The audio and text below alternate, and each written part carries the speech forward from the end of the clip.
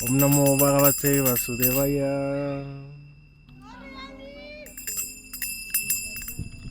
Om Namo Bhagavate Vasudevaya.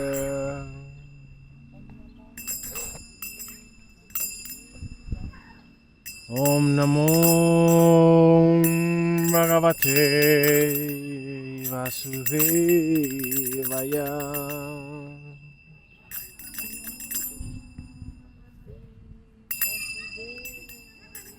Narayanam Namaskritya Naram Chaivam Narotamam Devim Saraswati Vyasam Tato Yayamudhirayet Savai Pumsam Parodharmo Yato Bhakti Adokshaye Ahai Tukya Pratihata Yajatma Suprasidati Vasudeve Bhagavate Bhakti Yoga Prajojita Jnanayatya Shubheragyam Yanam Chayat Ahai Tukam Srimad Bhagavatam Ki Jai. Entonces vamos a hacer una breve lectura el día de hoy de el Bhagavatam. Y seguimos en el capítulo 1, en el canto 1, perdón. Pero ya estamos en el capítulo 4. Y el capítulo 4 del canto 1 es la aparición de Sri Narada. La semana pasada, la sesión pasada nos quedamos hasta el cual, ¿hasta qué mantra? ¿Hasta el 12? Supongo que hasta el 12. No, creo que vamos a leer el 13, ¿no? Sí. ¿No lo anotaste ahí? Ah, bueno. Mantra 13. Tat sarvam na shamachakshva. Prishto yat iha kinchana. Manye tuam vishaye vacham. Snatam anyatra chandashat. Nosotros sabemos que, con la excepción de algunas porciones de los Vedas, tú eres el experto en los significados de todas las materias y por consiguiente puedes explicar claramente las respuestas a todas las preguntas que acabamos de hacerte.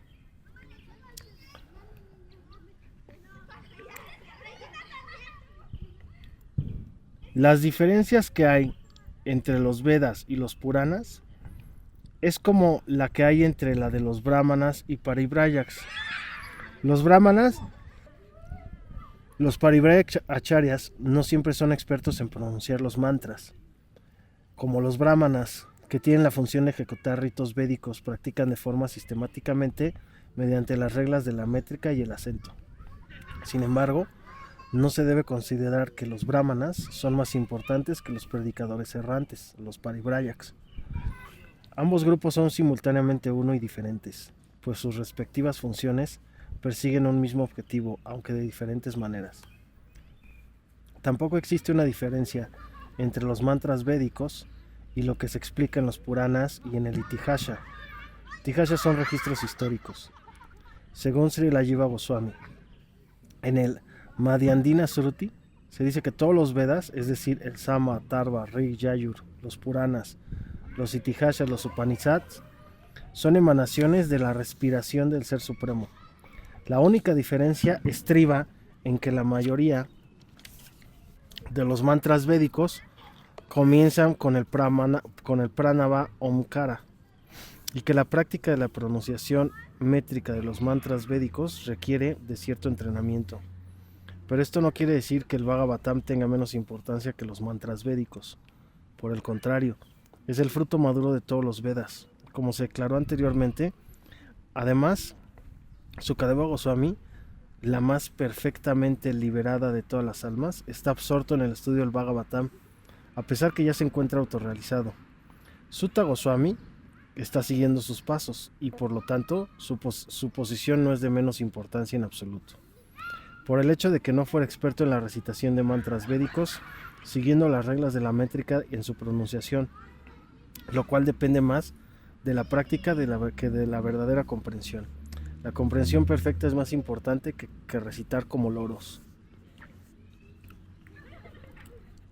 Mantra 14. Shuta Uvacha. Dwapare samanu prapte. Tritiye yuga paryaye. Yata parasharat yogi. Vasavyam kalaya hari. Sutta Goswami habla. Cuando en el segundo milenio se superpuso sobre el tercero, nació el gran sabio Vyasadeva, engendrado por Parashara Muni, en el vientre de Satyavati, la hija de Vasu. Significado: existe un orden cronológico que sigue en los 4 milenios, es decir, Satya, Dwapara, Tetra y Kali. Pero a veces ocurre una superposición. Durante el régimen de Vaivasvata Manu ocurrió una superposición en la 28ª rotación de los 4 milenios, y el tercer milenio apareció antes que el segundo. En ese preciso milenio desciende también el Señor Krishna, y por esa razón se presentó cierta alteración particular. La madre del gran sabio fue Satyavati, hija del Vasu, y el padre fue el gran Parashara Muni. Esa es la historia del nacimiento de Vyasadeva. Cada milenio se divide en 3 periodos, y cada periodo se denomina Sandhya. Vyasadeva, o sea, entre cada periodo, o sea, Satya, Dwapara, Tetra, Kali, existe un periodo que se llaman Sandhyas, que son como las destrucciones o transiciones entre eras.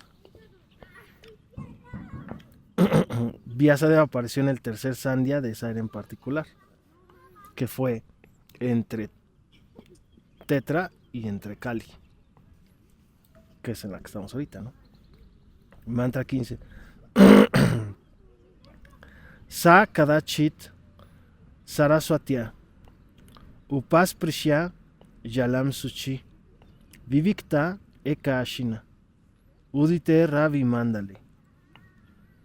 Una vez Vyasadeva, mientras salía el sol, realizó su ablución matutina en las aguas sagradas del Saraswati y se sentó a solas a concentrarse. El río Saraswati fluye en el área de los Himalayas conocida como Badarikashrama. Por consiguiente, el lugar que aquí se indica es Samyaprasha de Badarikashrama, donde reside Sri Vyasadeva. Mantra 16.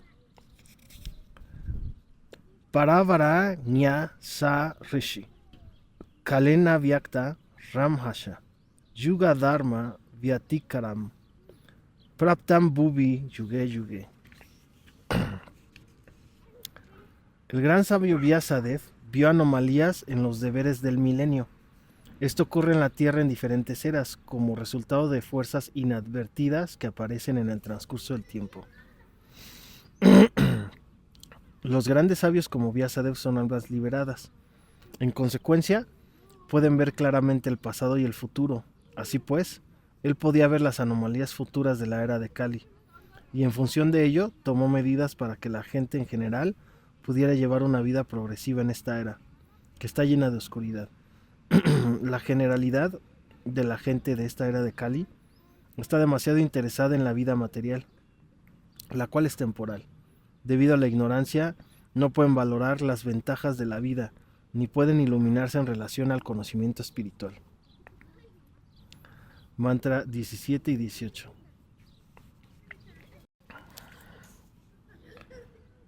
Bautikanam Chabhavanam Shakti Hrasham Chatat Kritam Ashra Danan Nishatuam Durmedan Hrashita Yusha Durvagams Cha Yanam Viksha Muni Divyena Chakshusha Sarva Varnaramanam Yat Dadyau Hitam Amogadrik. Traducción: el gran sabio, que estaba plenamente dotado de conocimiento, no pudo ver con su visión trascendental el deterioro que sufría todo lo material como resultado de la influencia de la era. Entonces, el sabio, que estaba plenamente dotado de conocimiento, o sea, Vyasadeva, pudo ver con su visión trascendental el deterioro que sufriría todo lo material como resultado de la influencia de la era. Él también pudo ver que, en general, la gente infiel tendría una vida de una duración reducida y serían impacientes debido a la falta de bondad. Por lo tanto, se puso a reflexionar, pensando en el bienestar de los hombres de todos los niveles y órdenes de vida. Significado. Las fuerzas no manifestadas del tiempo son tan poderosas que en su debido momento reducen toda la materia al olvido. En Kali Yuga, el último milenio de un ciclo de 4 milenios, el poder de todos los objetos materiales se deteriora por la influencia del tiempo. En esta era, la duración del cuerpo material de la gente en general es muy reducida, así como también lo es la memoria. La acción de la materia tampoco tiene mucho incentivo. La tierra no produce granos alimenticios en las mismas proporciones en que lo hacía en otras épocas. La vaca no da tanta leche como solía dar en antiguos tiempos de antaño. La producción de vegetales y frutas es menor que antes, y en consecuencia, todos los seres vivientes, tanto hombres como animales, no tienen una comida suntuosa y nutritiva. Naturalmente, por carencia de tantos artículos de primera necesidad para la vida, la duración de la misma es reducida, la memoria es poca y la inteligencia es escasa. Los tratos mutuos están llenos de hipocresía y todo lo demás es por el estilo. Vyasadeva pudo ver esto por medio de su visión trascendental. Así como un astrólogo puede ver el futuro destino de un hombre, un astrónomo puede predecir los eclipses del sol y luna. Asimismo, aquellas almas liberadas que pueden ver a través de las escrituras pueden predecir el futuro de toda la humanidad. Ellos pueden verlo en virtud de su aguda visión, producto del logro espiritual. Todos estos trascendentalistas, que naturalmente son devotos del Señor, están siempre ansiosos de realizar servicios para el bienestar de la gente en general. Ellos son los verdaderos amigos de la gente y no los supuestos líderes públicos, que no pueden predecir lo que va a ocurrir en los próximos 5 minutos. En esta era, la generalidad de la gente, así como también sus supuestos líderes, son todos individuos desafortunados, incrédulos en lo referente al conocimiento espiritual, y están todos influenciados por la era de Kali. Ellos siempre están perturbados por diversas enfermedades. Por ejemplo, en la era de Kali hay muchos enfermos de tuberculosis y muchos hospitales antituberculosos. Pero en el pasado no era así, pues los tiempos no eran tan desfavorables. Los desafortunados hombres de esta era siempre están reacios a recibir a los trascendentalistas que representan a Vyasadeva y que trabajan de forma desinteresada, dedicándose siempre a planear algo que pueda ayudar a todo el mundo. En todos los niveles y órdenes de vida, los filántropos más grandes que existen son aquellos trascendentalistas que representan la misión de Vyasa, Narada, Madhva, Chaitanya, Rupa, Saraswati, etc. Todos ellos son exactamente iguales, porque puede que sus personalidades sean diferentes, pero el objetivo de la misión es idéntico: llevar a las almas caídas de vuelta al hogar, de vuelta a Dios. Mantra 19. Chatur Hotram Karma Shudam Prayanam Viksha Vaidikam Vyadadat Janya Shantatya Vedam Ekam Chatur Vidam. Él vio, traducción, él vio que los sacrificios que se mencionan en los Vedas eran medios por los cuales se podían purificar las ocupaciones de la gente. Y para simplificar el proceso, dividió en 4 partes el único Veda que existía, con objeto de difundirlas entre los hombres. Anteriormente, existía solo el Veda denominada Yajur, y las 4 divisiones de los sacrificios se mencionaban en él de modo específico. Pero con el fin de facilitar la ejecución de sacrificios, el Veda fue dividido en las 4 divisiones de sacrificios, tan solo para purificar el servicio en el que se ocupan las 4 órdenes de vida. Además de los Vedas, es decir, Rig, Yajur, Sama y Atharva, existen los Puranas, el Mahabharata, los Samhitas, que se conocen como el quinto Veda. Sri Vyasadeva y sus muchos discípulos son todos personalidades históricas y fueron muy bondadosos. y compasivos con las almas caídas de esta era. En consecuencia, elaboraron los Puranas y el Mahabharata a partir de hechos históricos relacionados entre sí que explicaban la enseñanza de los 4 Vedas. No existe ninguna razón para dudar de la autoridad de los Puranas y el Mahabharata como partes integrales de los Vedas. El Chandogya Upanishad se dice que los Puranas y el Mahabharata, generalmente conocidos como historias, constituyen el 5º Veda. Según Jiva Goswami, esa es la manera de cerciorarse de los respectivos valores de las escrituras reveladas. Mantra 20. Rig Yayu Samatarvakya Veda Chatwara Udrita Itihasha Puranam Cha Panchamo Vedya Uchate. Las 4 divisiones de las fuentes originales del conocimiento, o sea, Rig, Yajur, Sama y Atharva Veda, se pusieron por separado, más los hechos históricos y las historias auténticas, o sea, Itihasha y Puranam Cha también, Panchamo Veda Ukshate, constituyen el 5º Veda. Y eso incluye, pues, obviamente, el Mahabharata, el Bhagavad Gita, etc. Mantra 21. Tatrak Veda Dara Pela Shamago Yemini Kavi Veshampayana Evako Nishnato Yayushamuta. Después de que los Vedas fueron divididos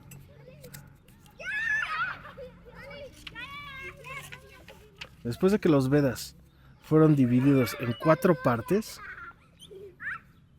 Paila Rishi se convirtió en el profesor del Rig Veda, Jaimini se convirtió en el profesor del Sama, y únicamente Vaishampayana llegó a ser glorificado por el Yajur. Los diferentes Vedas fueron confiados a diferentes sabios eruditos para que los desarrollaran de diversas maneras. Mantra 22.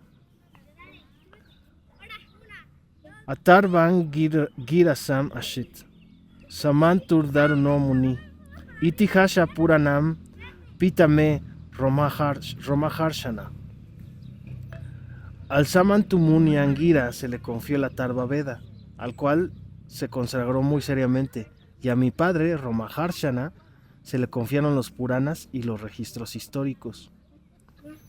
En los Shruti Mantras también se declara que Angira Muni, quien seguía estrictamente los principios de los Atharva Vedas, era el líder de los seguidores de los Atharva. Esto es como muy técnico y muy histórico y muy para que entiendan como de dónde vienen los Vedas un poquito. Mantra 23. Taeta Rishayo Vedam Swam Vyashan Anekada Sije Prasijyastak Chishye Vedas Te Shakino Bhavan. A su vez, todos estos sabios eruditos les dieron a sus muchos discípulos de sus discípulos y discípulos de los discípulos de los discípulos, los Vedas que les habían sido confiados, y así llegaron a existir las respectivas ramas de los seguidores de los Vedas. Los Vedas son la fuente original del conocimiento. No existe ninguna rama del conocimiento, ni mundano ni trascendental, que no pertenezca al texto original de los Vedas. Estos simplemente han sido desarrollados y convertidos en diferentes ramas. Originalmente los Vedas fueron presentados por profesores eminentes, respetables y eruditos. En otras palabras, el conocimiento védico, dividido en diferentes ramas por las diferentes sucesiones discipulares, ha sido distribuido por todas partes. Por consiguiente, nadie puede decir que posee un conocimiento independiente que está más allá de los Vedas.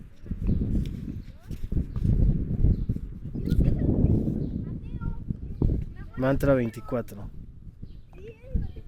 Taeva Veda Durmede Daryante Purushe Yata Evam Chakara Bhagavan Vyasa Kripana Vatshala. Así pues, el gran sabio Vyasadeva, quien es muy bondadoso con las masas ignorantes, editó los Vedas de manera que pudieran ser asimilados por los hombres poco intelectuales. Significado: el Veda es uno, y aquí se explican las razones por las que se dividió en muchas partes. La semilla de todo conocimiento, o el Veda, no es una materia que pueda entender fácilmente cualquier hombre ordinario. Existe una restricción que estipula que uno no debe tratar de aprender los Vedas si no es un brahmana capacitado. Esa restricción, ¿sí me entiendes? O sea, un hombre cualquiera, solamente a menos que seas un brahmana, puedes entender y estudiar los Vedas. Un hombre ordinario no puede entenderlos. Esa restricción ha sido erróneamente interpretada de muchísimas maneras. Una clase de hombres que dicen tener cualidades brahmínicas simplemente por haber nacido en familia de brahmana, declaran que el estudio de los Vedas es exclusivo únicamente de la casta brahmana, o sea, de los sacerdotes. Otra sección de la gente toma esto como una injusticia para con los miembros de otras castas que no han nacido en una familia brahmana.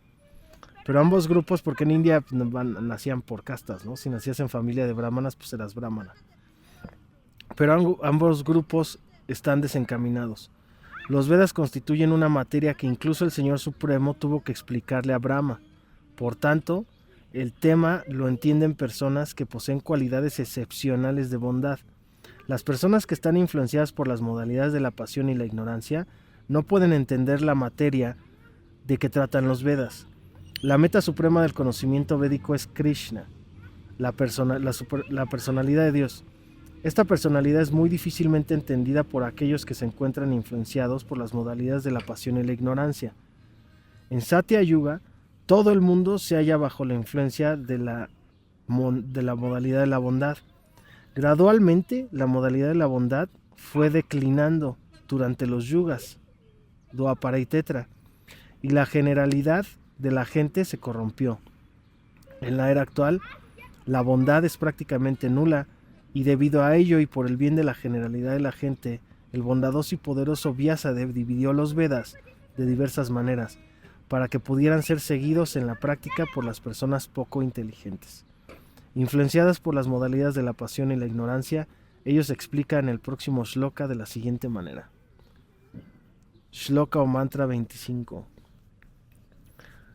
Stri Shudra Dvijabandhanam Trayina Shruti Gochara Karma Sreya Shi Mudanam Sreyevam Babed Iha Iti Bharatam Akyanam Kripaya Munina Kritam. Movido por la compasión, el gran sabio pensó que era prudente que esto les permitiera a los hombres alcanzar la meta suprema de la vida.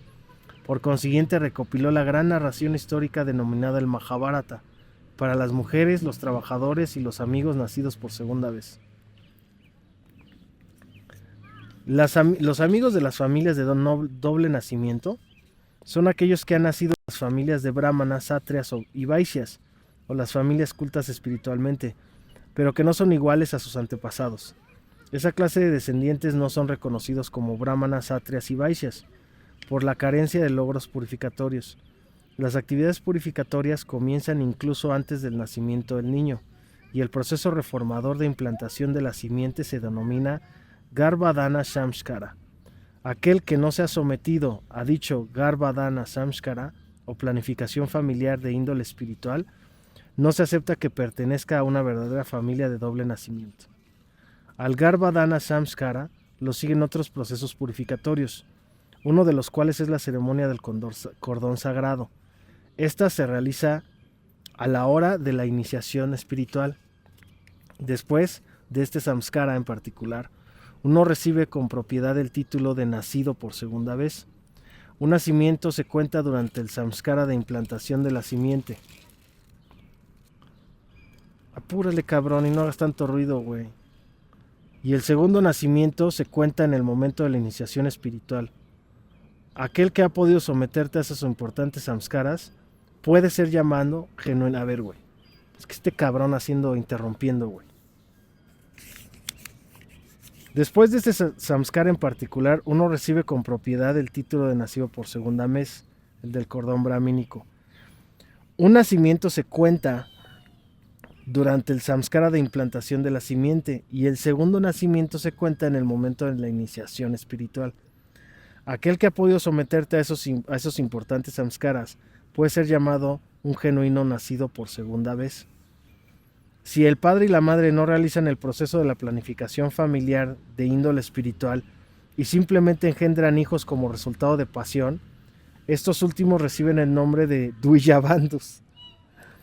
Por supuesto, estos Duyabandhus no son tan inteligentes como los hijos de las familias regulares de doble nacimiento. O sea, sí entienden que hasta hay que hacer una planificación que se llama Garbhadana Samskara cuando planeas tener un hijo y que venga con dotes como espirituales, por así decirlo. No nada más tener hijos por modalidad de la pasión, y que es como todos hemos nacido ahorita, ¿no? Entonces a nosotros se nos llama Duyabandhus. Por supuesto que estos Duyabandhus no somos tan inteligentes como los hijos de las familias regulares de doble nacimiento. Los Duyabandhus se clasifican entre los Shudras, que son pues la clase de baja estirpe más baja, y la clase de las mujeres, los cuales son poco inteligentes por naturaleza. Los Shudras y la clase de mujeres, espero que no se malinterpreten esta era, porque no manches. Así lo dice el texto, yo estoy diciendo tal cual. Las mujeres no tienen que someterte a... los Shudras y la clase de las mujeres no tienen que someterse a ningún samskara, con excepción de la ceremonia del matrimonio si acaso. Las clases de personas poco inteligentes, los Shudras y los hijos ineptos de las castas superiores, están desprovistos de cualidades necesarias para entender el propósito trascendental de los Vedas. Para ello se preparó el Mahabharata.